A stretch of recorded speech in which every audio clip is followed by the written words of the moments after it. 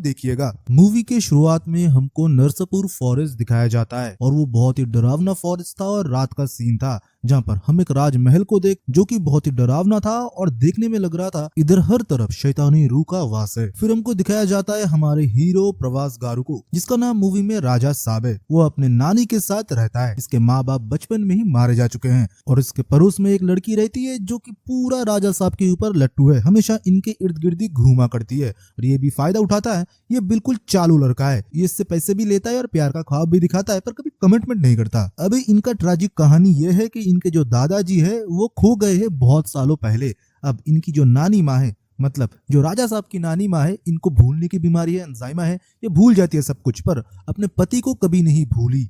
वो हमेशा सोचती है कि उसका पति लौट के आएगा और बचपन से ही इसने राजा साहब को ये कहानी सुनाई है कि वो एक रानी थी और उसका पति एक राजा। वो अभी भी अपने पति को ढूंढ रही है और इंक्लूडिंग राजा साहब और ये लड़की भी सब चाहते हैं कि उनका पति मतलब इसका दादाजी मिल जाए और ये लोग खुशी खुशी रहे, क्योंकि दादी माँ के मुंह से उनके बारे में बहुत कुछ सुना है। वो बहुत ही भले आदमी थे, लोगों की मदद करते थे। दूसरी जगह हम देखते हैं ऐसे ही एक सहयोग बना जहाँ पर हम एक आदमी को देखते हैं जो कि अपने पत्नी की फोटो दिखाने के लिए उनके घर में आए थे और तब पत्नी की फोटो दिखाते दिखाते चार मीनार के पीछे इनके दादाजी स्पॉटेड हुए। फोटो देख के राजा साहब और नानी शॉक हो गए। राजा साहब वादा कर देता है कि मैं ढूंढ के लाऊंगा दादाजी को, तब तक अब इधर रहोगे और ये आपकी ध्यान रखेगी। फिर उधर से वो हैदराबाद के लिए निकलते हैं और अपने मामा को फोन करते हैं जो कि पुलिस में कांस्टेबल है। वो सीधा बता देते हैं अगर तुम 5 लाख की जुगाड़ कर लेते हो तो मेरे सीआई साहब ढूंढ देंगे और हर जगह पोस्टर लगा देंगे दादाजी की। 5 लाख रुपए तो वो लेके जाता है वही पड़ोसी लड़की को ब्लैकमेल करके, मतलब थोड़ा प्यार का झांसा देके। बस से उतरने के बाद एक दोस्त से मुलाकात होता है जो कि गांव में बोलता था बहुत बड़ा काम करता है, इधर वो ऑटो चलाता है। उसके ऑटो में बैठ के वो निकलने ही वाला था तभी एक सुंदर सी कन्या के ऊपर उसका नजर पड़ता है जो कि क्रिश्चियन रिलीजन को फॉलो करती है और आगे जाके नन बनने वाली होती है।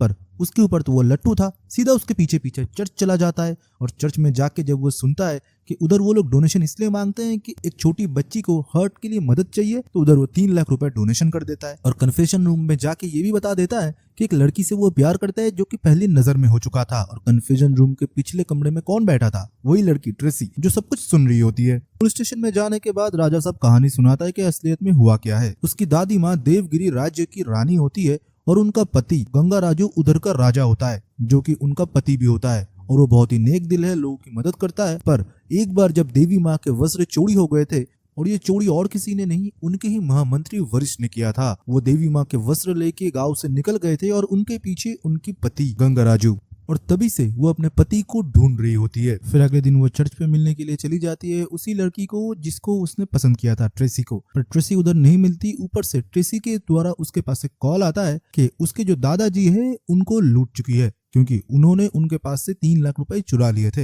हॉस्पिटल वाले इंसिडेंट में। मतलब बच्ची के लिए पैसा जमा करने के लिए गए थे, उन्होंने मानो कुछ हिप्नोटाइज करके उनसे पैसे ले लिए थे। फिर ये लोग फ्रॉड का केस करेंगे तो राजा साहब को इनको 3 लाख रुपए भी लौटाना है और पुलिस के बैग में जो 5 लाख रुपए था उनमें से 3 लाख रुपए इसने डोनेशन कर दिया, तो 3 लाख रुपए उधर भी देना है। तो टोटल कंफ्यूजन था। तभी हम देखते हैं बहरेगी करके एक लड़की को जो कि 1 करोड़ रुपए लेके आते हैं और ये बताते हैं कि तुम्हारे दादाजी ने मेरे दादाजी को एक मदद किया था, इसलिए इस हालत में तुम्हारे दादाजी के लिए 1 करोड़ रुपए मेरे दादाजी ने भेजा है। बहरेगी दिखने में बहुत ज्यादा सुंदर थी पर ये पैसा वो सिर्फ दादाजी को ही देंगे, इनको नहीं देंगे। फिर से राजा साहब अपना जाल बिछा ही रहा था जो लड़कियों की तरफ वो बिछाता है। तभी उस बैग के ऊपर लोकल गुंडों का नजर पड़ा और बैग लेके वो लोग भागने लगे। फिर क्या था? वही मासी एक्शन, मासी फाइट राजा साहब के बीच और गुंडों के बीच। इतना लॉजिकल फाइट था जो कि साउथ में ही बन सकता है। फाइट करने के बाद लड़की टोटल इंप्रेस हो जाती है राजा साहब से और ऊपर से पुलिस स्टेशन फिर से बुलाया जाता है। तभी राजा साहब देखता है जो आदमी वो पैसे लेके भागा था, महामंत्री वशिष्ठ, वो उनको फॉलो कर रहा है। तो उनको जाके वो पीटना शुरू कर देता है और बातें उगलवाना शुरू कर देता है कि तूने क्यों वो सब कुछ लेके भागा था, इसलिए मेरे दादाजी आज इतने सालों से तुझे ढूंढ रहे हैं। पर महामंत्री वशिष्ठ तो कुछ और ही बोल रहे हैं। वो ये बोल रहे हैं कि तुम्हारे दादाजी के बारे में तुमको जो पता है असलियत में वैसा नहीं है, वो बहुत ही क्रूर है और बहुत ही लोभी है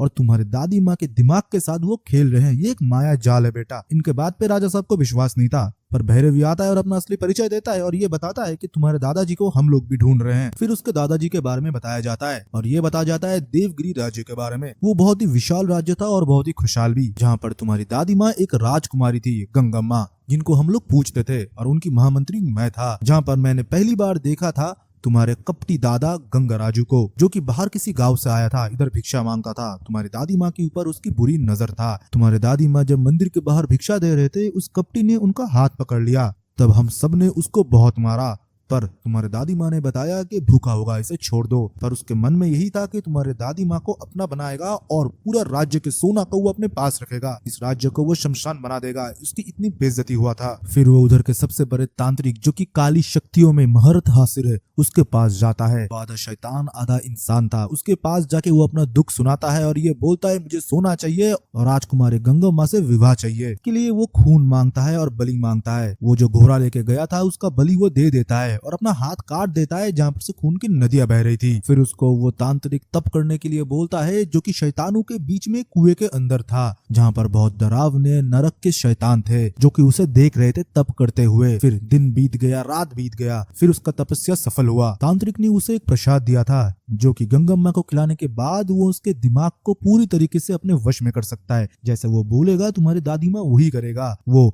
महल में घुसता है और अपने शैतानी शक्तियों से सैनिकों को निरस्त्र करता है और उनको बेहोश कर देता है। फिर छल और कपट से तुम्हारे दादी माँ को वो प्रसाद खिला देता है, ये बोल के भिक्षा मान के उसने लाया है। तुम्हारे दादी माँ फिर उसके वश में हो जाती है, जो वो बोलता है वही वो करती है। धीरे धीरे राज्य की हर एक सोना चांदी जेवर पे वो अपना कब्जा बिठाता है और ये तक की और आखिर में हमारे देव के हमारे भगवान के बेशकीमती आभूषण चुरा के उधर से वो चला जाता है और तुम्हारी दादी माँ को बोल के ये जाता है ये काम मैंने किया है और वो बिल्कुल निर्दोष है और मुझे ढूंढने के लिए जाता है। तुम्हारे दादी माँ के दिमाग उसके वश में था, इसलिए वो कुछ नहीं देख पा रहा था। तुम्हारे दादी माँ के हाथ हर एक घर वाले ने छोड़ दिया था और तुम्हारे पापा तब उनके गोद में थे। कुछ टाइम बाद ये भी खबर आया कि उनका बेटा जो है मारा गया था और उनको एक लड़का भी हुआ था जो कि तुम हो राजा साहब। तब से मैं तुम्हारे तलाश में हूँ और तुम्हारे दादी माँ के, और मैं तब से ढूंढ रहा हूँ तुम्हारे दादा को, गंगाराजू को। पूरे कहानी पता होने के बाद राजा साहब के आंखों में आंसू आ गया। वो अपने दादी को फोन मिलाता है और ये बोलता है तू एक राजकुमारी होते हुए भी इतने दुर्ग दर्द सहे है, तुझको जो भी तेरे हिस्से में है मैं सब कुछ तुझको ला के दूंगा और दादाजी को तेरे सामने लाऊंगा मैं। फिर क्या था, राजा साहब उनके पलटन निकल जाते ढूंढने के लिए गंगाराजू को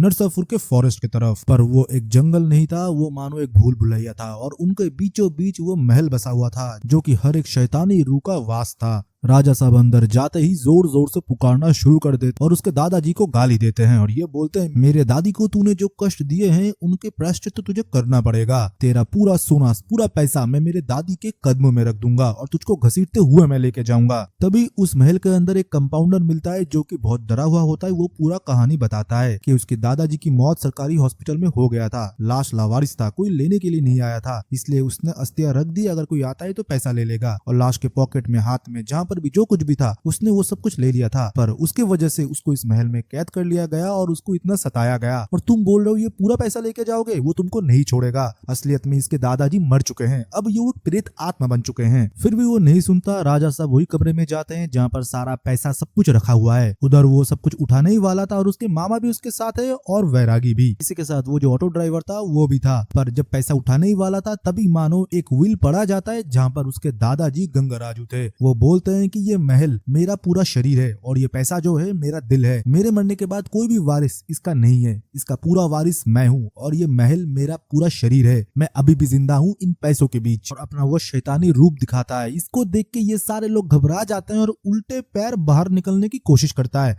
पर महल तो पूरा सील हो चुका था, ये पूरा माया था। कंपाउंडर बोल देता है मैं बहुत टाइम से निकलने की कोशिश करता हूँ पर कभी भी नहीं निकल पाता। कभी निकलने की कोशिश करता हूँ तो अचानक से बिना पटरी के ट्रेन आ जाता है, कभी आग लग जाता है, इधर कमरे इधर उधर होने लगते हैं मानो कोई भूल भुलैया हो। बीच बीच में बहुत सारे कॉमेडी सीन भी है जो कि मूवी देख के आपको एक्सपीरियंस करना पड़ेगा। लड़कियों को लेकर भी, मतलब ट्रेसी भी उधर आ गई थी 3 लाख रुपए लेने के लिए भी, तो बैरागी और उसके बीच में भी थोड़ा खट्टा मिट्टा चीज होता है। उसी के साथ वो पहली वाली लड़की भी आ गई थी उससे मिलने के लिए। तो कॉमेडी सीन तो भड़ भड़ के हैं। हम स्टोरी में जाता है और हमको ये पता लगता है कि राजू ने कॉल करके वही वशिष्ठ को बताया था कि दादी माँ को लेके आइए हॉस्पिटल, क्योंकि दादाजी मिल चुके हैं और उनकी हालत बिल्कुल नाजुक है, उनको जिंदा रखना है तो दादी माँ का मिलना बहुत जरूरी है। वशिष्ठ गंगम्मा के सामने जाता है और गंगम्मा देखते ही उनको कोसने लगती है क्योंकि वो अभी भी माया जाल में है। बोलता है कि मैं जो भी आपको बोलूंगा आप समझेंगे नहीं, आपको मैं ही गलत रखूंगा। पर राजू ने बताया कि आपके पति नाजुक हालत में हॉस्पिटल में, आपको जाना पड़ेगा। वो भगवान से मिन्नतें मांगती है कि मेरे पति को कुछ ना हो। तभी उनको स्ट्रोक आता है और नाक से खून निकलना शुरू हो जाता है। वो हॉस्पिटल में चला जाता है। तभी वशिष्ठ कॉल करता है राजू को। और राजू को सब कुछ बताता है। राजू बोलता है मैंने तो ये सब कुछ बताया ही नहीं तुम्हें, मतलब ये भी एक माया है उसके दादाजी का, गंगा राजू का, वो कुछ तो खिचड़ी पका रहा है। इस हालत को देखते हुए ट्रेसी एक साइकोलॉजिस्ट को बुलाता है जो कि बिना एक्सोर्सिज्म करके लोगों के अंदर से भूत निकाल देता है। तो उसको बुलाया जाता है। वो कमरे में आते हुए देखता है कि हर जगह एक्सोर्सिज्म की चीजें हैं, इल्यूमिनाटी की चीजें, इसकी तरह फिलोसॉफिस की भी चीजें हैं। मतलब यह आदमी कोई साधारण आदमी नहीं, इसको हर एक चीज में मास्टर हासिल है। वो इन सबको हिप्नोटाइज कर रहा है और इनको सब कुछ दिखा रहा है जो वो दिखाना चाहता है, कि सोल को कमजोर कर रहा है और इनको एक माया जाल में फंसा रहा है। राजू को आंख बंद करके ध्यान लगाने के लिए वो बोलता है। राजू बोलता है पहले तो उसे सब कुछ साफ दिख रहा था, अच्छे अच्छे मेमोरीज दिख रहे थे, पर बाद में अचानक से खून से सना हुआ कमरा, उसी के साथ ये महल दिख रहा था, इसके साथ एक कुआं जहाँ पर उसके दादाजी लोगों को मार रहे थे। उस याद से उसको निकलने की जब भी वो कोशिश कर रहे थे, गंगा राजू बार बार रोक रहे थे। जोर से चिल्लाने के बाद राजा साहब का जो हिप्नोटिज्म टूटता है। तब वो साइकोलॉजिस्ट बोलता है किस कमरे में तुमको लेके गए थे तुम्हारे दादाजी, उस कमरे में मुझे लेके जाओ। और उधर एक कुआं बना हुआ था जहाँ पर रस्सी लटक रहा था। कुएं से रस्सी खींचने में उधर से डेड बॉडी निकल रहे थे। ये लोग सब डर के उधर से निकल गए थे, पर उधर वो साइकोलॉजिस्ट था और उसके सामने उन्हीं की आत्मा गंगा राजू की, और उसे बोलते हैं पद्म भूषण फिर भी तुम मेरे दिमाग के पड़े नहीं हो, और उसको उसके हॉन्टेड चीजें दिखाता है। बहुत ही घबरा जाता है और बाहर निकलता है। वो ये बोलता है कि हमको अगर इससे जीतना है, हमको खुद ही खुद को हिप्नोटाइज करना पड़ेगा और खुद को एक शक्तिशाली सोल में बदलना पड़ेगा। पर ये सुनते ही गंगा राजू उस साइकोलॉजिस्ट को ऊपर ले जाता है हवा में और दे फेंक मरता है महल के बाहर। फिर से ये सारे लोग अकेले हो जाते हैं। अभी तो पूरा बड़ा खेल शुरू हुआ है। हॉस्पिटल में दादी की हालत बिल्कुल खराब हो चुकी थी।